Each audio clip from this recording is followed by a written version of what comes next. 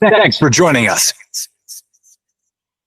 Buckline Network Radio, America's longest-running Jewish broadcast network, the voice of the Jewish community.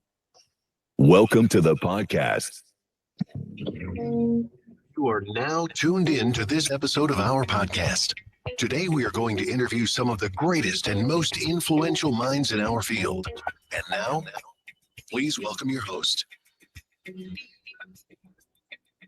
You're listening to Talk Line with Zev Brenner, America's premier Jewish broadcast on the air since 1981. Welcome back to the program. I'm Zev Brenner. It's a tremendous honor to have our guest. First time he's on our program. He is a prolific writer, rabbinic figure, so much involved in Jewish life. I'm referring to Rabbi Professor Avram Shteinberg, MD. He's a rabbi, physician, ethicist. He's a winner of the Israeli Prize. He's a worthy citizen of Jerusalem, director of the medical ethics units of Shari Tzedek Medical Center, co-chairman of the Israel National Council on Bioethics. In 1999, he won the Israel Prize for original rabbinic literature for his 7-volume encyclopedia, Halachat Refuah, which is the medical encyclopedia, was translated into English as the Encyclopedia of Jewish Medical Ethics. Director of Torah Literature Publisher Group Yad Harav Herzog, head of the editorial board of Talmudic Encyclopedia, or the Encyclopedia Talmudic. He's written over and edited over 46 books and public reports in 73 volumes, 314 papers and chapters in Israeli international journals and books, over 4,500 extra witness opinions in court cases in pediatric neurology, medical ethics. I don't do justice. I can't even list all his titles, but he's also chairman of the Israeli National Board of Molim, member of the Israeli Chief Rabbinic Committee of Matters Related to the Dead, he serves as an advisor of medical ethics to the Knesset and Chief Rabbinate of Israel. It's a very big honor to have you join us, so thank you for being part of our show. Thank you for this eulogy. No, this is not a eulogy to say everything. I only said mix for fun of only a portion. Thank you very much. Thank you. But, you're very impressive, all the things that you've done. But I want to focus, because everybody's thinking about the war in Israel. And one of the hats you wear, and you wear many, and you deal with medical issues and political issues, religious issues. What are some of the issues you have to face now, especially dealing with the dead, those that were killed on October 7th, and also dealing with the war? Well, the tragedy was tremendous. I think unprecedented that so many in one day were killed. Soldiers, civilians, women, children, adults, really a tremendous atrocity that was committed. And not only were they killed and murdered, but they were humiliated, they were burned, they were tied to each other, they were shot several times, and indeed, unbelievable. I'm surprised the world is not getting up and I don't know about it. They don't seem to be bothered so much by it for some reason. I don't understand why. Right. And in fact, just as a sideline, I'm also involved with interreligious discussions. I'm part of a committee of the Chief Rabbinate of Israel for religions discussions, and we were very much surprised, and I would say even upset, with the Pope's position on what happened. He failed to condemn what happened on Simchat Torah. He didn't say one word against what happened there.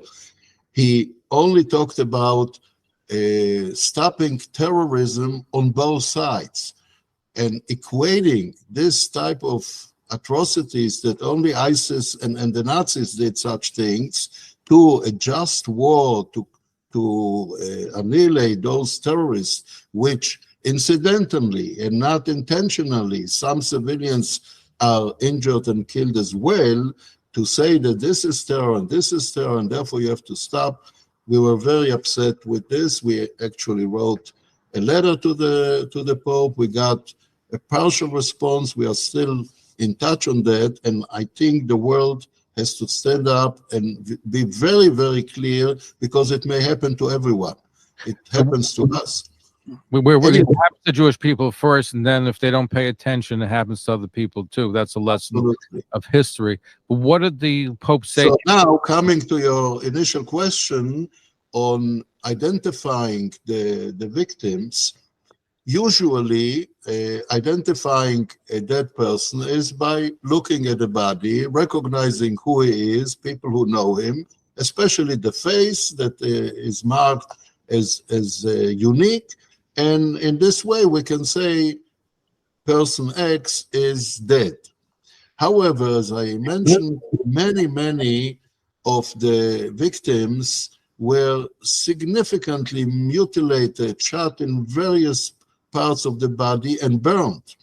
And to identify them was a tremendous job, took time, which obviously the families were very upset in a way. They wanted answers. Is he alive? Isn't he alive?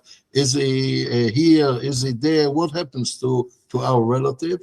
And it took a long time to identify. So there were two levels of identification. One level is via the three major unique signs of a person, which is the DNA, the fingerprint, and the denture. And both the army regarding soldiers and the forensic medicine center regarding civilians did on each part that was found all these tests to see if this person is indeed the one that we are talking about.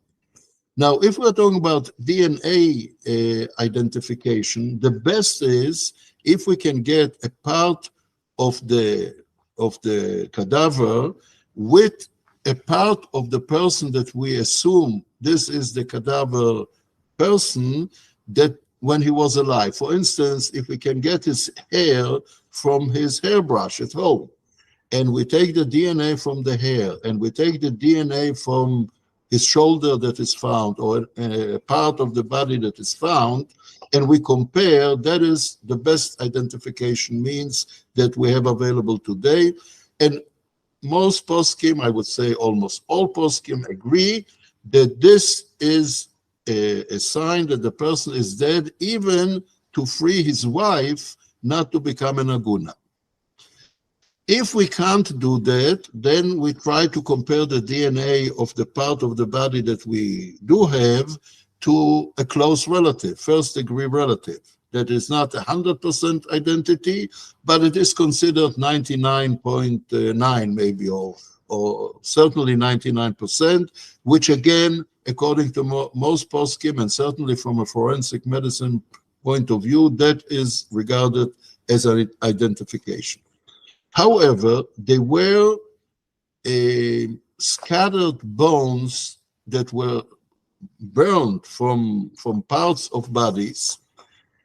And if you, for instance, find a bone of a finger after it was burned, and that's the only part of the person that you can find, identifying it is not yet a sign that the person died, because he may have lost his finger, but he can still be alive.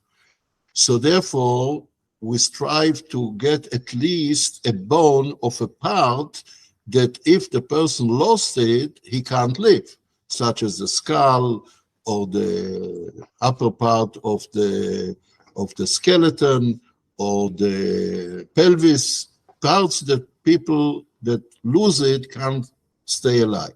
So that is a very meticulous work going on, and to this moment, we still have some unidentified or unidentifiable parts that we don't know if the person is missing, if he is here or if he is in Gaza, because they don't release who they are keeping there, whether alive or dead.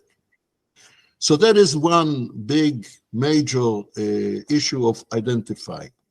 The other one is situations where we don't have a body, but we have other pictures, videos, or intelligence information about a person that we may relate to this information as a sign that he is dead, but his body is in Gaza, and we can't really get to it, and we can't examine it.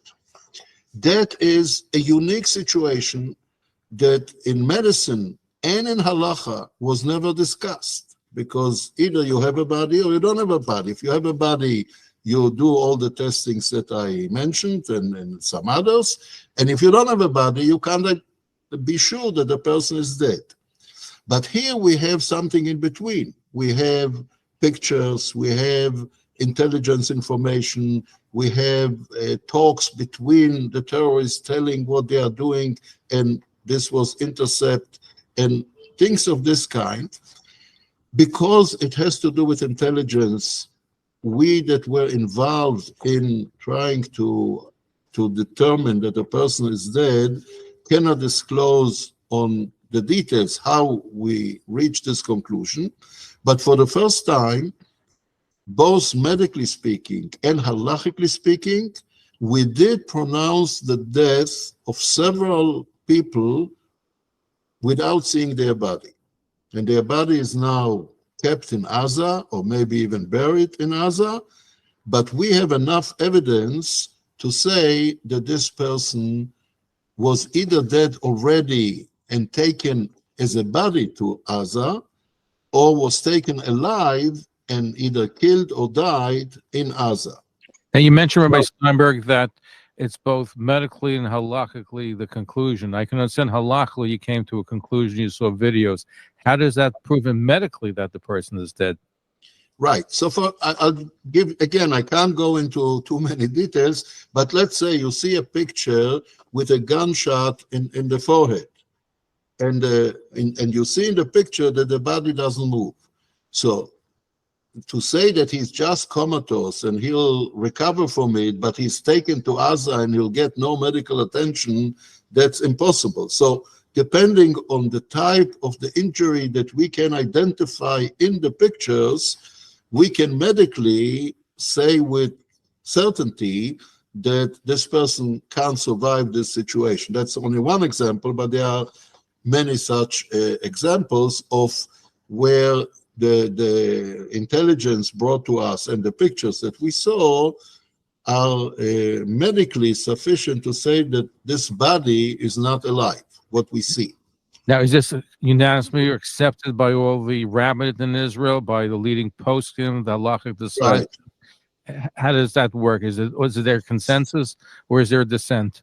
No, so usually what happens is that the medical group is determining whether they feel that medically speaking there's enough evidence to say that the person is dead, and then all these materials come to the chief rabbi of the army if it's a soldier, or the chief rabbi of Israel if it's a civilian, and they discuss all the evidence, and halachically speaking it is sometimes even easier to determine that the person is dead from a halachic point of view, even though in one or two occasions the physicians weren't sure from a medical point of view. So the medical part is much more strict than the halachic part. Obviously, at the end, they come to an agreement. Our guest is the eminent rabbi, Professor Avram Steinberg, MD, rabbi, physician, ethicist, Israel Prize laureate. He has written over so many books, 46 books, public reports in 73 volumes, sits on so many committees, including medical ethics, and we're discussing his work dealing with war, and we'll also look at the Encyclopedia Talmudic, which has a special volume coming out, which is already out, dealing with war. I was just curious, Rabbi Professor, is that you mentioned that you're also involved in the relationship between different religious groups, and you protested to the Vatican about how it would not acknowledge what happened on October 7th. You got a partial response. What did the Vatican tell you? Well, the Vatican wrote back to our letter that they do condemn any anti-Semitism. They condemn any atrocities, not specifically talking about what happened in Simchat Torah. I don't know what's their problem to say. Everyone saw it. There are pictures, and it's clear that that's what's happened, but they don't mention it still in the second letter. And obviously that they are for peace, and they want to have peace in Israel and peace in the world, which is certainly a nice thing to strive for, but not always can you get there. And incidentally, they mention that two Catholic women were in a certain area in Gaza, and the area was bombed and they were killed. So they complained about two women that were incidentally killed when the terrorists shot from the same area. So we needed to attack the terrorists, and innocently we killed these two women. Here we are talking about 1,200 people slaughtered, burned, and that is equal to what they feel. We really are hard to understand how this can happen. Will there be just written correspondence, or will there eventually be some sort of talks between yourself and other members, and let's say members of the Vatican, on this issue? Well, as I said, there is, I don't know if people know about the Nostra Aetate. That was a document in the 60s that the Holy See published regarding other religions and their relationship to the Catholics. One paragraph 4, deals with the relationship with Jews, and they acknowledged that not all Jews are responsible for what they think happened to Jesus, and certainly not Jews that live today, that have nothing to do with what happened there, and therefore we are brothers, and we should keep fraternity, and we should be in good terms, and they deny anti-Semitism.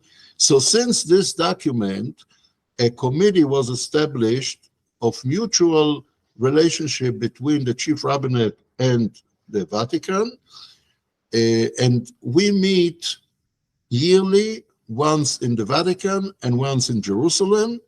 Once we come to the Vatican as a delegation of the chief rabbinate, and once their delegation comes to Jerusalem, and we discuss issues that are of mutual interest. We try to avoid discussing deep theological disagreements, because it's clear that we won't get ever to any agreement between us. We have our way, they have their way, but there are many issues that we can deal together. For instance, we had a long discussion about euthanasia and end-of-life issues, that we look on it in a very similar way, different than current medical ethics looks at end-of-life situations.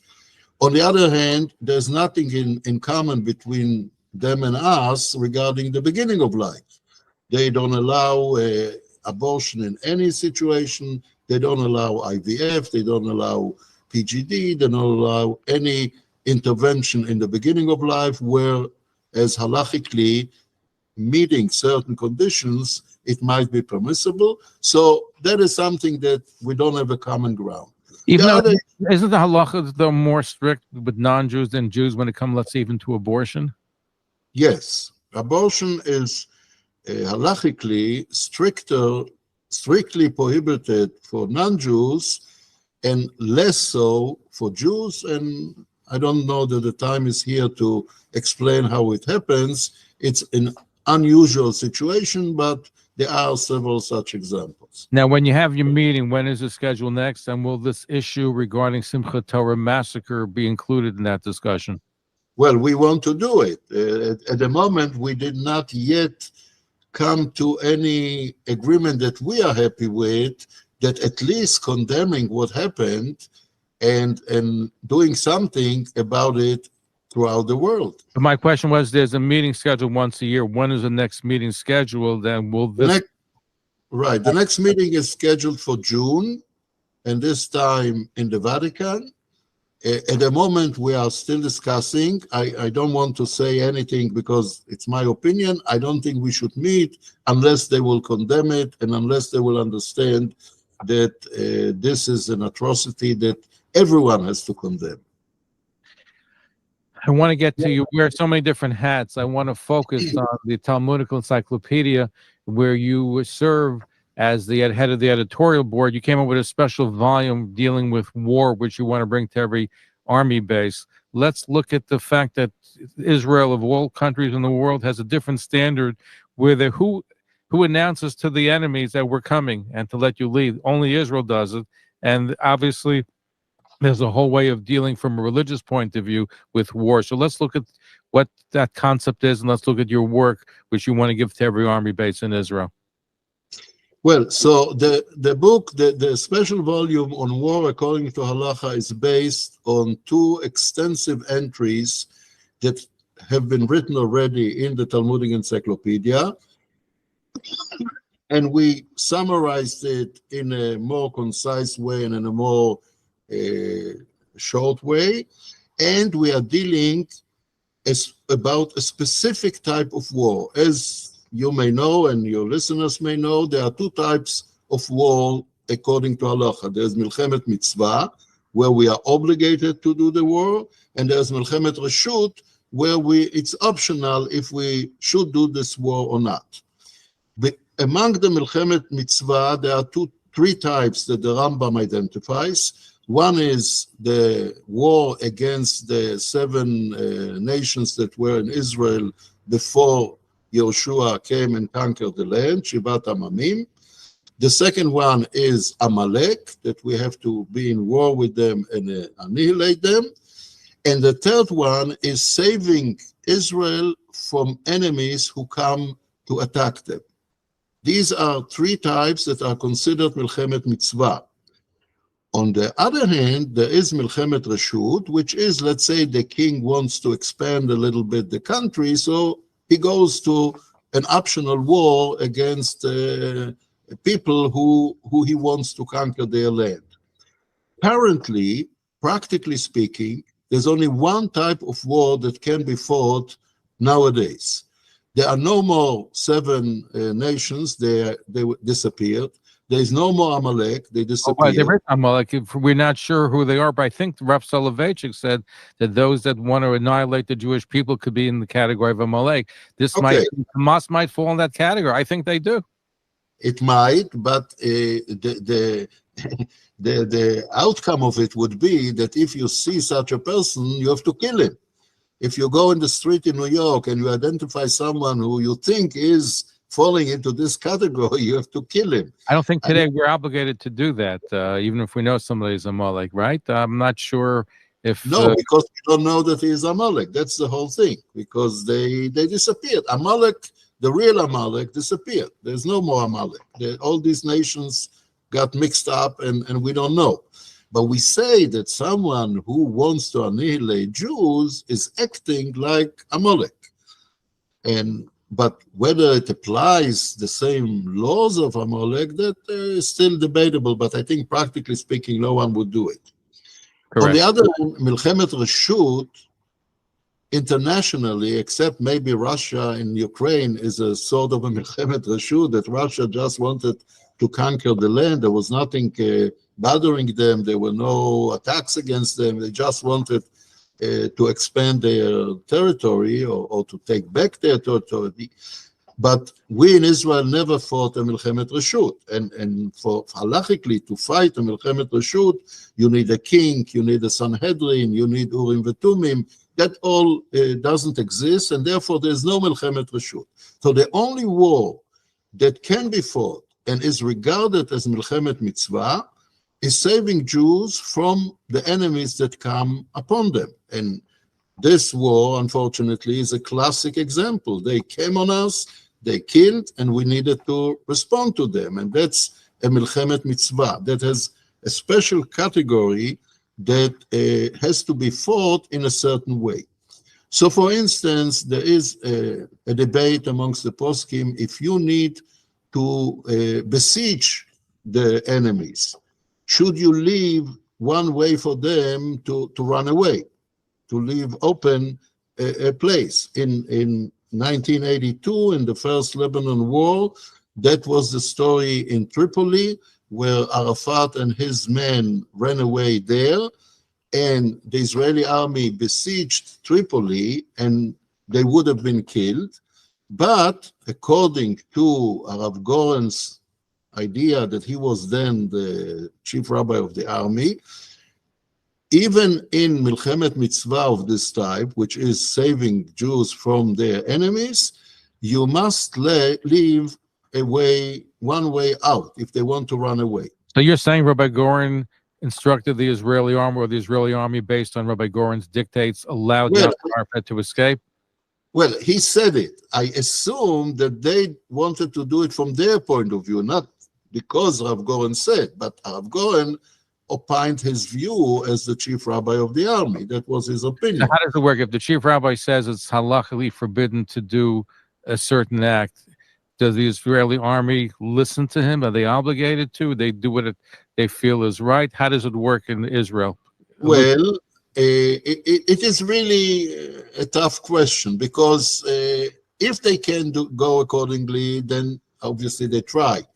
Mainly issues of Shabbat, let's say. If you don't have to do an exercise on Shabbat, they won't do it purposefully to do it on Shabbat. But if the rabbi says that this is a situation where you're allowed to desecrate Shabbat, then they can do it. If he says you can't do it, I don't know if he's being listened every time, but certainly it has a bearing on the soldiers. So what happened then was that Arafat fled, and all the trouble that we had later was because we left this area for him to run away. And this is a question that comes up. For instance, now, in this war, they besieged Sajaiya, they besieged Jabalia, they are now besieging Khan Yunis, but they are leaving a corridor for what's called uninvolved, which I'm not sure that really they are uninvolved, the civilians there, but they are civilians and they are uninvolved, letting them flee the area and go to a safe place.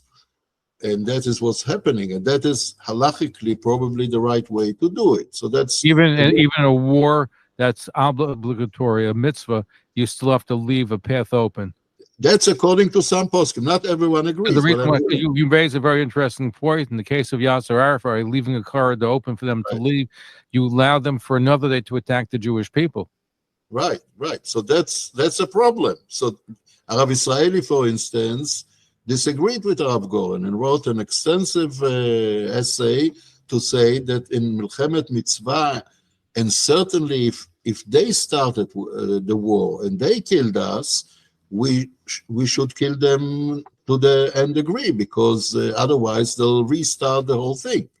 So that's an interesting halachic debate, not only a tactical debate. Right, has practical trying implications. to show that that's what we are dealing in this book, showing where the sources are on how to conduct a war.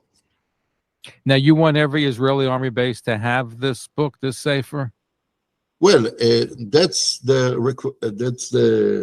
request or the asking of the current chief rabbi of the army, Rabbi Eyal Krim, who we gave as a donation 2,500 copies to the army to distribute it. There are about thousands of rabbis, of officers, of shuls, military shuls, that he wants them to have it. So how many bases do you still have to give it to? You have 2,500. How many more do you need to distribute, and how is that going? Well, so what we are doing now is the 2,500 we gave already to the army. In fact, tomorrow we have an official launching of this tribute that we did to the army in the base of the chief military rabbinate. And we are publishing sets of copies in honor or in memory of certain people who fell. One of them will be for Yoni Steinberg, not related to me in a relationship, but obviously we know him, who was the colonel, the commander of the Nachal Brigade, and on Simchat Torah, he heard that there is something going on close to Gaza. He just didn't think twice. He took his army gear and he went there, and there was an ambush and he was killed. It's a very high-ranking officer, and his family is very happy that we can dedicate in his memory a set of these books. In fact, we will launch it next week in Toronto in a shul where his grandfather was one of the founders, Rabbi Eli Munk, who was one of the founders in the shul in Toronto, and that's where we are going to launch this memory edition. So we're doing it to certain people who fell, and we're dedicating some of the books. But there are opportunities for people who were listening and watching us to participate in dedicating volumes and being part of this whole mitzvah of giving out this special sefer? Right. So what we are offering is partnership with everyone who wants to help the army. I know that American Jewry, Israeli Jewry, and many other places contributed a lot of money and effort for the army, but that was all Gashmi contribution. Here we are offering to give the army something more spiritual, more halachically oriented, and by participating with a donation, it will be very helpful to us to continue this work. So how can people get involved? And this is in Hebrew, this volume. There's no English volume, right? This is just the Hebrew. Right, just Hebrew. No, but what this is given to the army. So if someone contributes, so actually he contributes for our gift to the army, helping us to continue our work. It's not, if someone wants to purchase it, obviously he can buy it in a store, but we are talking about a donation for the sake of the army, like they donate money in order to buy boots and all kinds of gear. And all kinds of things. So how can people get involved? Is there a phone number? Is there a web address? How do people... Yes, so the one that takes care of it is Benny Gur, and I think he can send you all the material. We'll post it. He's been on our program before. He does outstanding. Rabbi Benny Gur, major in the IDF, wounded in the Yom Kippur War, and he's very instrumental in this project. Right. Now, is the Encyclopedia Talmudica, is it in English, any of it? Is everything in Hebrew? The Encyclopedia Talmudic is in Hebrew only. It is very, very extensive. I don't believe that translating into English will help those who don't understand the Hebrew of it, because it's really very, very deep. You have to be a learner in order to understand, so it won't be helpful. But that same question was asked of Art Scroll. They still published in English, right? They have a whole new generation. So maybe there's a new generation of learner people who would appreciate it. English version. A good idea, but what we are doing now, we started a project called Talmudic Micropedia, which is an abridged format of all the entries of the Talmudic Encyclopedia, and that, I believe, will be translated into English and will be very beneficial and helpful. I want to thank you for being with us, and we hope you'll join us again. I know that you have a tremendous impact on Jewish life, both Israel and beyond. Rabbi Professor Avram Steinberg, MD, rabbi, physician, ethicist, Israel Prize laureate, and as I said before, he has so many articles and books, 46 books and public reports in 73 volumes, so many papers and chapters in his Road to National Journals and books. He's on so many different committees affecting Jewish life, and he's an expert in medical ethics and dealing with war and dealing with medical issues relating to death. Thank you for joining with us, and we look forward to the honor of having you back again. Thank you very much, and be successful. Amen. Lamar. Thank you for tuning in to Talk Line with Zev Brenner, America's premier Jewish broadcast, the pulse beat of the Jewish community. For continuous Jewish programs, TalkLineNetwork.com, or our 24-hour-a-day listen line at 641-741-0389. For past shows, you can find us on iTunes, Spotify, Amazon, YouTube, Instagram, and all major podcast platforms, or jewishpodcast.org. Thanks for listening to the TalkLineNetwork.com. Follow us on Facebook, Twitter, and Instagram.